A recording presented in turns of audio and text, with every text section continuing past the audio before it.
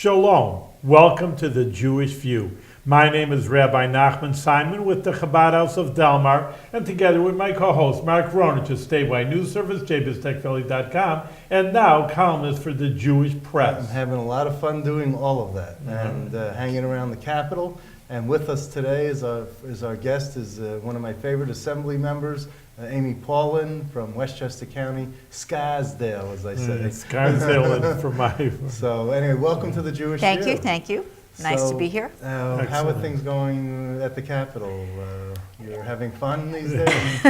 I've done it for 16 years. If I wasn't having some fun, I wouldn't continue, right? Okay. So you've 16 years, yeah. Yeah, it's a long time. You're Yeah. going up This is my 16th year. Yeah, but you're ranking up there Yeah. in seniority considering how much turnover there is. Yeah. There's always a lot of turnover. People underestimate how much turnover there really is when, we keep a chart, some of us, just to see where we've changed or progressed in terms of seniority, and it's always shocking to see who is that middle person, because you think, oh, they just came, Right. and then already there's so many people behind them on the totem pole, So what number are you among 150? Oh, I don't know exactly, but I'm Up there. up there, definitely in the top 20%. So you must have some good committee, I do. It goes with Yeah, seniority. I've had several committees, all good. Just because they might be less senior doesn't make the issue less good, right? Right. So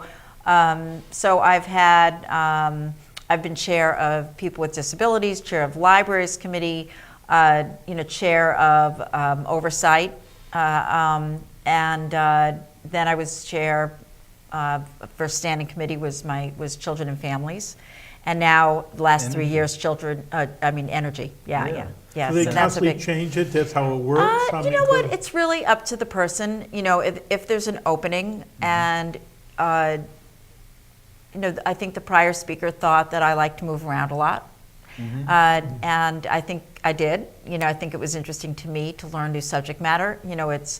It's almost. People are very respectful. So even though you know so little, they're very respectful because of your position.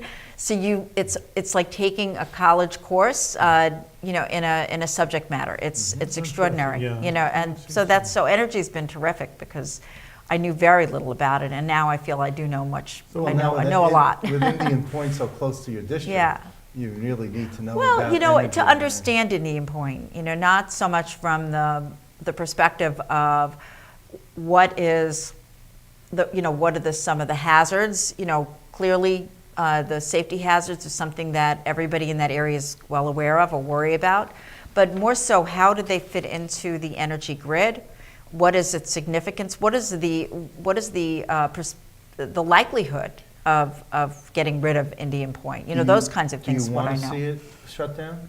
Well, Personally, I think that it would have been preferable if it was never built there, but now it is 25% of the energy supply in the Hudson Valley region, and it's very significant. It certainly can't be shut down until there's a replacement, and it's a clean energy as well. So you don't want to shut it down and then replace it with a fossil fuel. So it's complicated, and there's additional requirements that 80% of our energy supply has to be local. So you're not out there with the anti-Indian Point people. Well, I'm certainly not. You can't shut it down immediately. I think though most people who are anti-Indian Point acknowledge that there's a problem in shutting it down immediately. And the lights will go out. Right. So your position? My position is, ultimately, I would love to replace Indian Point You'd with, love to have it shut down, I think it should be shut down for that region, but we can't do it until we replace it with What renewable. about fracking, which is always a hot issue in energy? Fracking isn't so much in the purview of my committee. It's much more in, because it's the Health. oversight is DEC. They're the regulatory body that makes that decision. So it's much more in the NCON committee. That's Steve Engelbright's committee. And I know they've been active on it, but it really hasn't come across my desk very much. Just so the audience knows, you're also a member of the Education Committee, the Health Committee, Higher Education Committee, the Legislative Women's Caucus, and you're a member of the Puerto Rican Hispanic Task Force. And that's because I have a lot of Latinos in my district. In Westchester? Yeah. Well, I represent White Plains and New Rochelle, which both have very large How do you have communities. time for yourself after all? Yeah. Well, why don't we see the member of the Jewish Legislators Association? Well, I am a member of that. I don't know why it's not on there. here. Yeah. So you are a member, okay. I think you have to be as a Jewish person, Yeah, right? there- Yeah.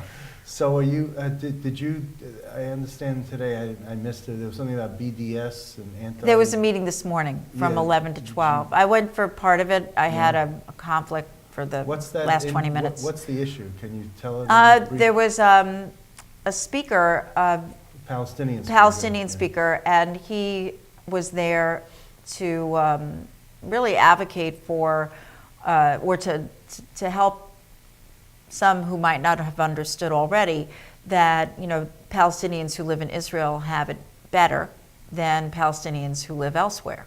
And, and so to protect Israel's economy protects Palestinians as well. And I think, coming from a Palestinian, it was a much more powerful message. Those of us who go to meetings about Israel or have been to Israel know that that's what Israelis say, Israelis think, and as Jews, we know it to be true. But when you hear it from a Palestinian, it's powerful. You sure? Yeah. Now, I do want to bring this, I have several issues to want to bring up, so I'm not going to belabor this or harbor it. Okay. But you did testify against the former Assembly Speaker Sheldon Silver. Yeah. You were the only legislator. What was that like for you? First to just to explain how I got there, right? The prosecutors didn't know me in advance. They interviewed many Assembly members because they were looking for someone to be the first witness to talk about the process in Albany and what Albany is all about, what it looks like, how many members, all those things that the jury and probably the judge would not have known otherwise. So they wanted to frame the existence. And the judge didn't know you because she kept calling you Paulin. Yeah, yeah. Instead of You Paul. were there? I was there. I was Yeah. so. So we were.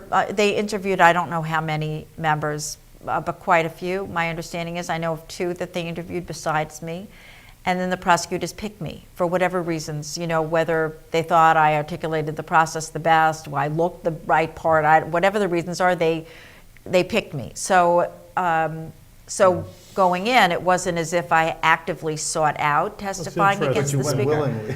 Well, They didn't have to bring you in handcuffs. the thing is, they could have subpoenaed me if I had not. So it's not that I had a lot of choice, but I felt it was my civic duty to participate once I was asked. And It's interesting. It puts it in a whole different light. I mean, I just hear it from the news, and Mark was there, but Yeah. like I say, I know I'm a rabbi, but I'm just a regular citizen Right. also. And just it comes out like, almost like you were out to get him. I guess that's Yeah, what Mark was no. saying. And it was But just you're, like, Yeah. you're friends with Shelley? I think there was probably no member that didn't have a But- friendship. But you weren't on the...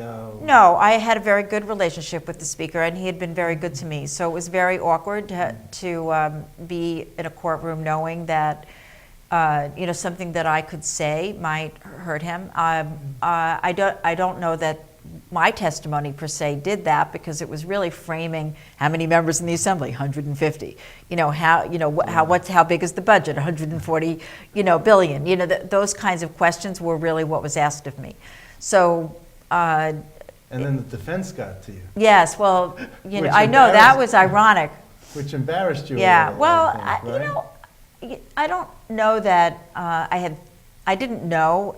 As it turns out, they had said things, I guess 3 different things. First, did I know that my husband did a deal with whatever the person was? No, that was different. And then it turned out that my husband had not done a deal with, so whether they made that up or whatever, but I don't know, the deals necessarily that my husband is involved in. He doesn't share all that individual, typically he would come home and tell me how great he did, at a meeting. I was brilliant. I did this great job. I didn't really know who he was brilliant against or for or what have you. So I really didn't know a lot of the clients' names. And so when they asked me if I knew that this was a client of my husband, I'm thinking, well, it could have been, because I don't know who they are anyway. But so that was, a little odd. And then and then they challenged that I had a relationship in the legislature to 2 stocks that we owned. So one was Con Edison and one was Merck, and they said, well, you own these stocks, and therefore you can't be involved in issues related to them. And I had been at a hearing where someone from Con Ed testified.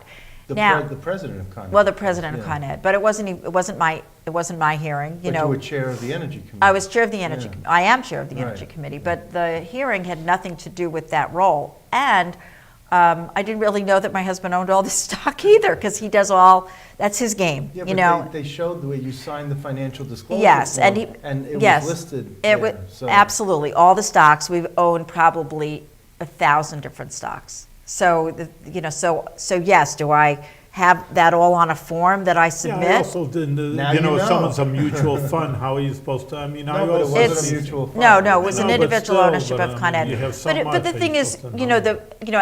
as the prosecutor pointed out in his reexamination, I didn't benefit personally, from the. Or there was no quid pro quo. There was no. Con Edison came to me and said, "Oh, we're going to give you this amount of money, if you do this." There was no exchange of anything, which is really what they were accusing the speaker of. So he said the fact that I publicly disclosed stocks that could go up or down for a variety of reasons that have nothing to do with the things that I was involved in, But the defense was trying to paint that all legislators are secretive and tainted and this and that. I mean, look, we sold those 2 stocks immediately afterwards. Oh, you did? Because I didn't want any appearance of impropriety. You went home and told your husband. Yeah, we both agreed that there's no sense in calling attention to the fact that there could be any relationship. That's kudos to you. Well, thank you. But I certainly would not hold it against any colleague to own any stock. That's a periphery relationship to something that they may be doing. If there's a real direct relationship, then you. I'm glad you aired this because, again, I mean, I think it's as formed as anybody, but you frame it in a whole different light, the way, again, the news media and the that's what trial I like to do on lawyers the program. would, I like makes to a whole different story. bring things up that set the record straight, Right. so that people, because the media, you can't. You're the media, Mark. Right. But you don't always know the whole story. I go to the same events as my colleagues, and I come back and I read the article. I say, were they at the same event I was? Yeah. And so I really needed to. So that's Okay. so it's. I know that the sentencing is coming up soon, we'll see. It's a shame. But the.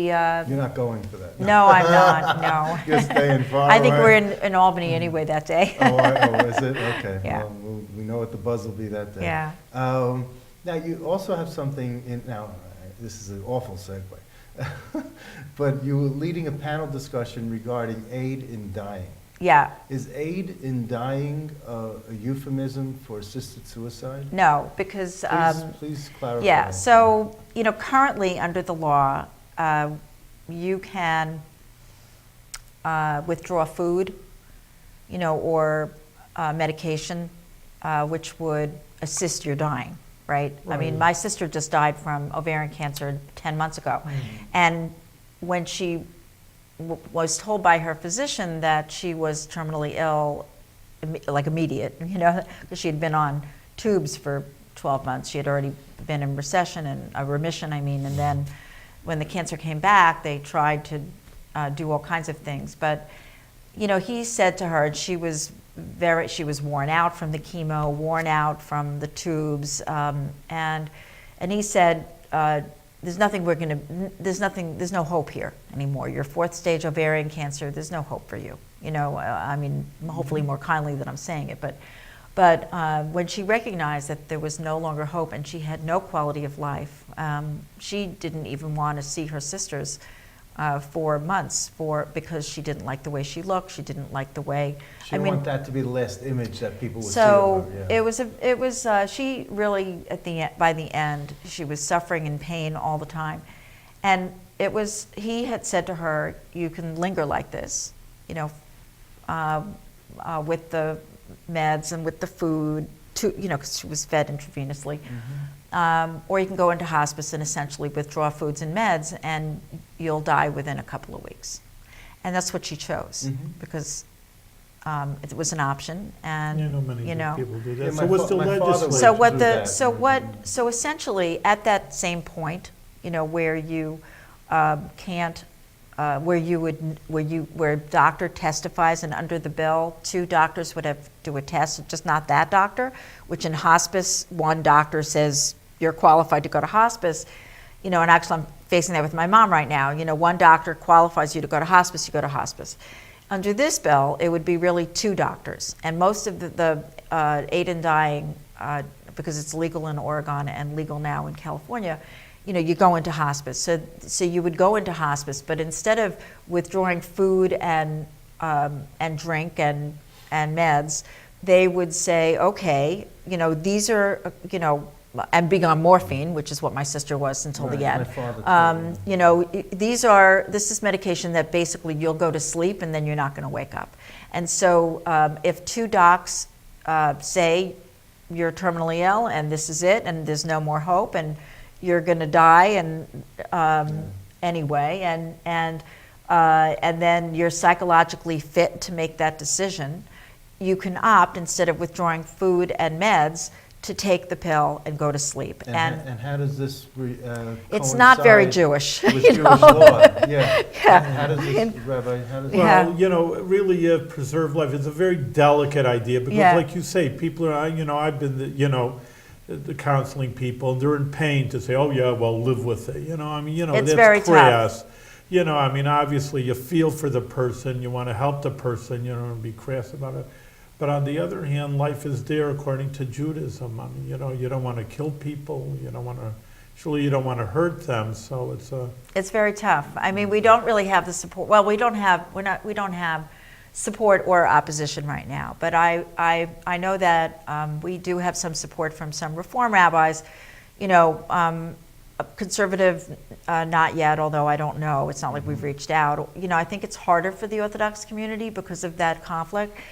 But there's we do have hospice. We do recognize that people can withdraw food, and you don't force them. Right. We don't. No one forced my sister to say, "Oh, we're going to give you this intravenous." How do you counter the arguments that someone like this J.J. Hansen, who I'm sure you know who that is, he makes the point. He was on, I think, 60 Minutes, and he was at the Capitol, and he was saying how he had this brain tumor, and they gave him just a few months to live, and had he had the pills on his bedside, he would have taken them. But he's now recovered, and he's fine, and he's fit. Firstly, most people who get the pills don't take them because everybody does want that last minute. I don't know that my sister would have either.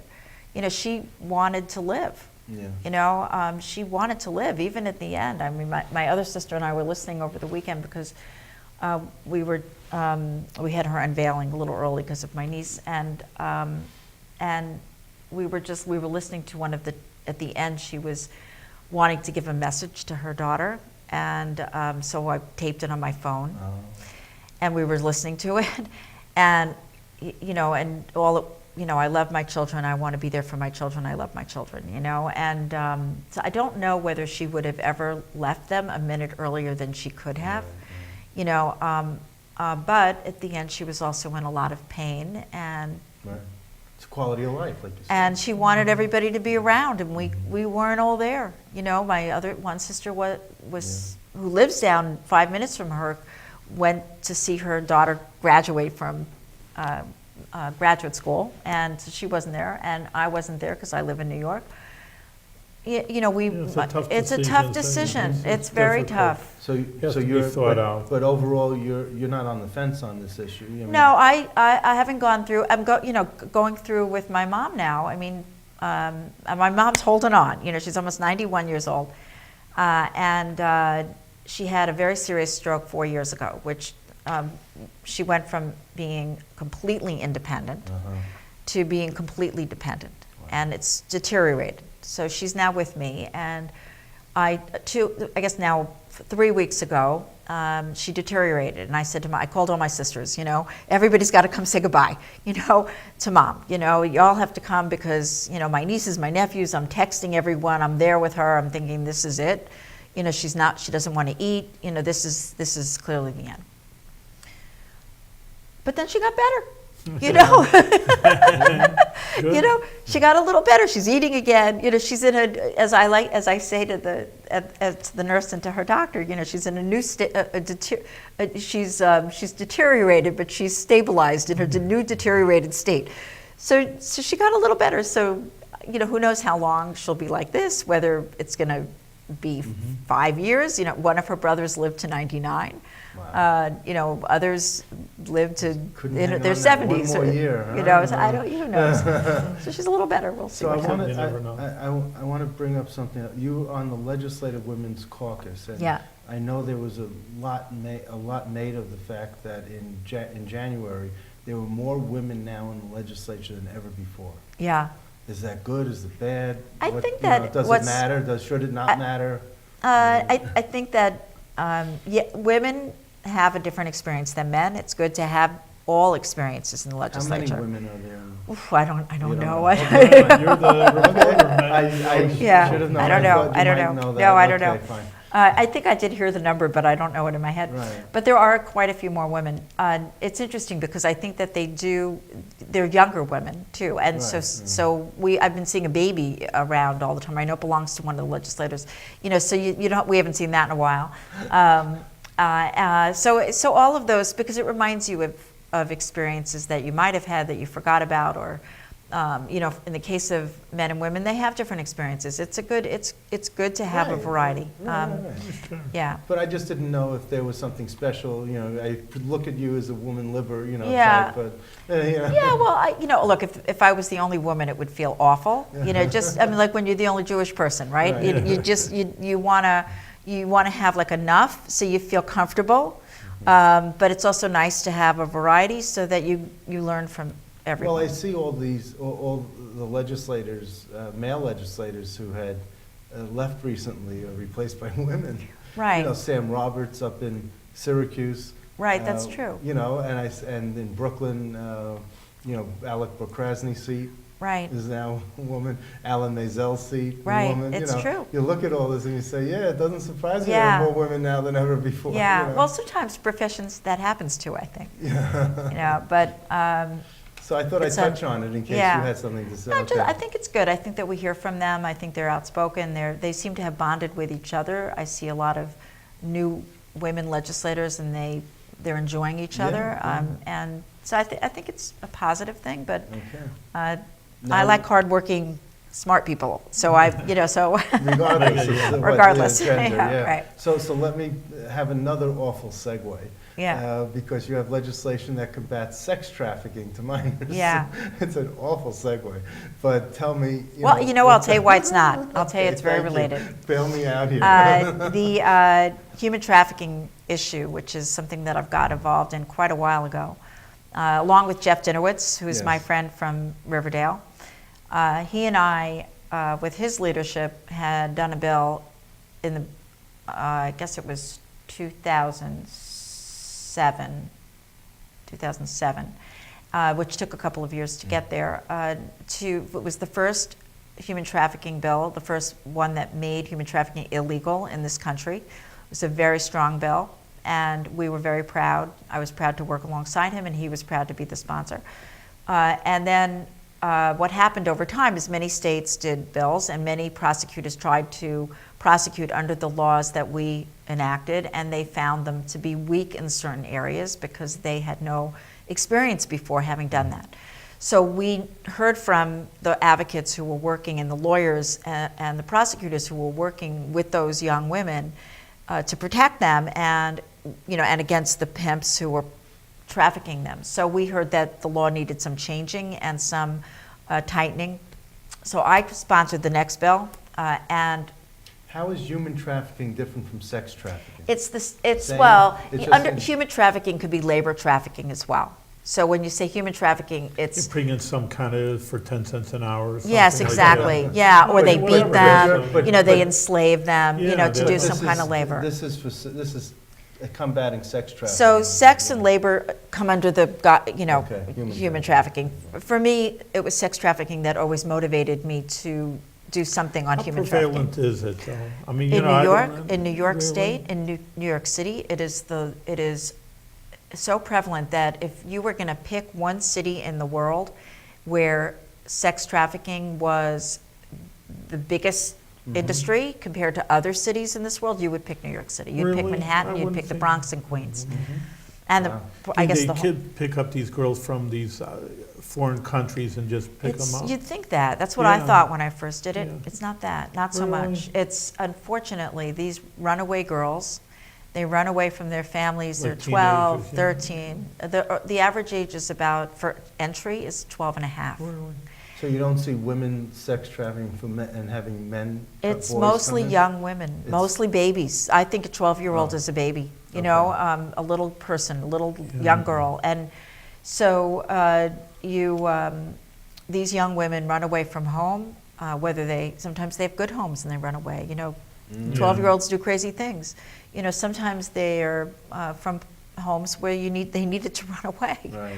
You know, and so they're on the street and they don't know where to go. We don't have a good network in the city necessarily to find homes for them, places for them.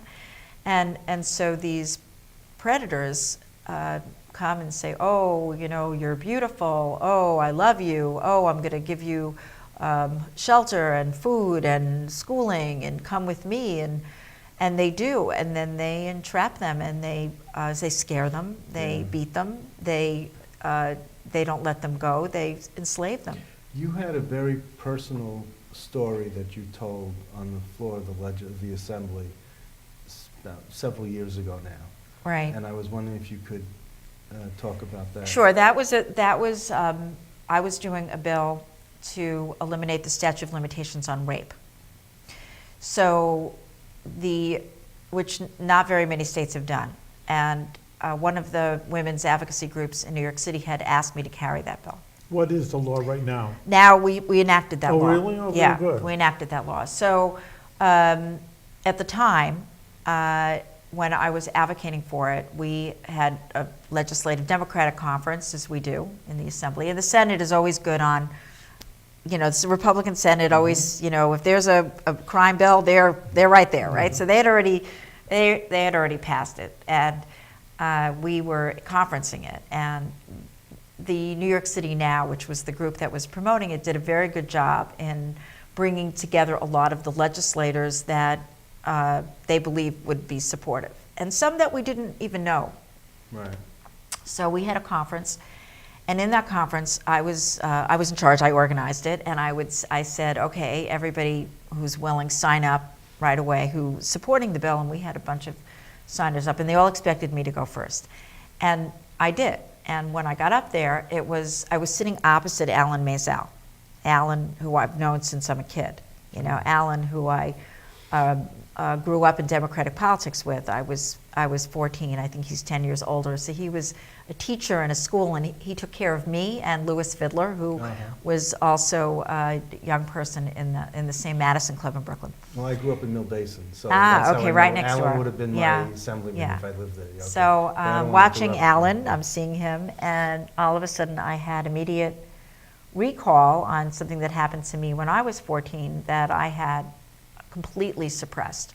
Not that I forgot, you don't forget, but you don't necessarily bring up or talk about bad memories. So I was sexually assaulted when I was 14, and I was sexually assaulted by someone in the Madison Club. He drove me home following one of the meetings there. And so it was as if I needed to explain that I was being challenged on why this was a good idea. And I just explained in a very personal way how you don't ever forget that. It's very powerful. I mean, as I'm talking about it, I'm remembering it. You know, and I can tell you I don't remember what I had for breakfast this morning. So it's it's a very powerful thing. And When you brought it up in the floor of the assembly, not just in yes, I conference. did. I brought it up, and I was already I remember I had never told my mother. I didn't tell my husband. I didn't tell anybody. And I remember it was on the front page of some newspaper. I don't remember now which. And my husband so I called him to say this is now big Public news, knowledge, And he said, "Did I know about this before?" I said, "No, you didn't know," because I had never told him. I never told But there was anybody. not a dry eye in the house when Yeah. you gave that story. Yeah. I tell you, it was so much passion. I've sat through so many debates, and everyone's jaw dropped when Yeah. you spoke. And I never heard a more passionate explanation of a bill Yeah. than when you made it personal. Yeah. I mean, we have a And few that's minutes, incredible. we're on the Jewish view, so I wanted to, of course, give the Jewish view. First of all, there is no statute of limitations in Judaism. It could be 100 years afterwards. A crime's a crime. What, because time passed, you didn't do the Right. crime? So that's the Jewish idea. And also, concerning, it's very interesting, I had a story that a young Jewish woman, she was a very woman's living, she wrote articles in these magazines, so she was up there. She was getting interested in Judaism, but it is about 30 years ago. Now rape for sure is like in one of my 10 jobs, I'm a chaplain in the prison system in the state of New York. And I know these guys have been put away and they're awful, but I got to deal with them, try to make them better. I mean, that's my job. But in any case, that I just wanted to say very fast that she says, how does Judaism or Torah Judaism, Orthodox Judaism deal with rape? And she found in the Devarim and Deuteronomy, because a lot of times it was a sin of passion. Oh, well, I loved her so much, I couldn't hold myself in. And that's how the old idea was. And now it's like, it's violent. And she saw right in this 3,300 years ago, the Bible was written. It wasn't New Age or, new legislation. So it's just like a person assaults and gets up to kill somebody. These are the words. That's what it means for a man to, abduct a woman and to assault her. And she says, I'm turned on, because that was it. That was a major issue. I mean, I guess you did the fight also. And, it's modern, like you say, in the last few years, statute of limitations and getting this out front. But you also, the child sex abuse also is what I wanted to ask. I know what's her Assemblyman, Mark? Which one? About the child sex abuse. Mark always know Marco? Assemblywoman? Oh, All right, I don't know who you mean. Yeah, I'm but not sure. she's working on that statute Yeah. of limitations for child. Oh, yes, March Markey. That's it, Oh. Right. thank you. Oh. Yeah. Yeah, she's working on that, I so. always think of her as Yeah. tourism. I don't think Yeah, of her in these. yeah, yeah. Yeah, but she Well, was all on- of us have many sides. That's it. So I'm just saying, so Yeah. to me, I mean, I'm totally for you, and Yeah. kudos to you for doing this. How old so, are you yeah. now? Oh, I'm old. No, 29, so you Oh, could I'm be serious. 29 also. I'm 60. I just turned 60. Well, mazel tov. Yeah. 60 is a nice round number. Yeah. It's round there. The 6 is round, the 0 is round, and the 60th letter of the Hebrew alphabet. How do you pronounce it? Samech. Samech, and Samech is round. Well, the So main thing that's is to good. be till 120, so you're Yeah, halfway well, I'm there. very you happy. only- I'm expecting my first grandchild, so Well, that's very very good. exciting. that's That's a good only mazel good tov. things should Yeah. come ahead, and you shouldn't have any more tragedies and no more suffering. Only So good, thank you very much. You're doing Yeah, good thank work you. for Thank the you. people in New You York really State. are and one of my favorite members of the Assembly. Yeah, so well, I'm thank so you, and glad thank you were for here. having me on the show. This is great. Continued success.